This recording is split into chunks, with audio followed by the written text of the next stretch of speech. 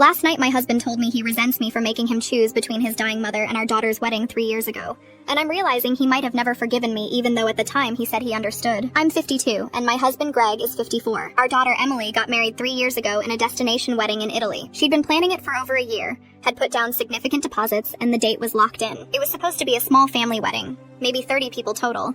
And both Greg and I were deeply involved in helping her plan it. About 6 weeks before the wedding, Greg's mother had a major stroke. She was 81 and had been declining for a while, but this was sudden and severe. The doctor said she likely had weeks, maybe a couple months at most. She was moved to hospice care. Greg immediately said he wasn't sure he could go to Italy. I understood his conflict, but I also saw what it would do to Emily if her father missed her wedding. I told Greg his mother was being cared for by his siblings, that she was stable for the moment, and that Emily needed him at her wedding. Greg struggled with the decision for days. His sister was furious that he was even considering leaving. She said their mother was dying and a wedding could be rescheduled. I pointed out that Emily had dozens of guests traveling internationally and tens of thousands of dollars in non-refundable deposits. Greg ultimately decided to go to the wedding. We left for Italy 5 days before the ceremony. His mother died 2 days after we left, while we were mid-flight to Rome. Greg got the call from his brother when we landed. The look on his face is something I'll never forget. He said he needed to go home immediately. I said we were already there. The wedding was in 3 days, and Emily needed him. Greg said his mother had just died and he needed to be with his family. I made a choice in that moment that I've questioned ever since. I told Greg that if he left, Emily would never forgive him. That missing your only daughter's wedding to attend a funeral for someone who had already passed was different than missing the wedding to be there while she was alive. I said his mother would have wanted him to stay for Emily. Greg stayed. He walked Emily down the aisle. He gave a toast at the reception that made everyone cry. Emily had a beautiful wedding and has no idea how much her father was struggling through the entire thing. But Greg missed his mother's funeral. His siblings were at the funeral, grieving together, making arrangements, supporting each other.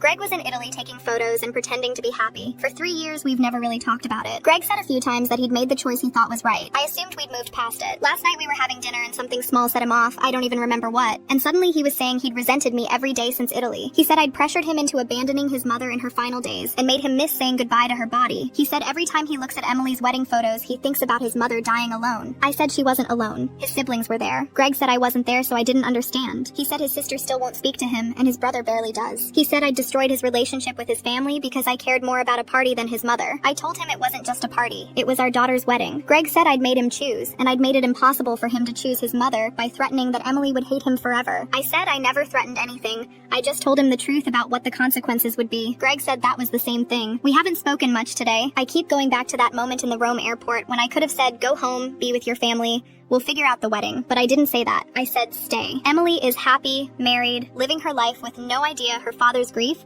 was the backdrop to her wedding day.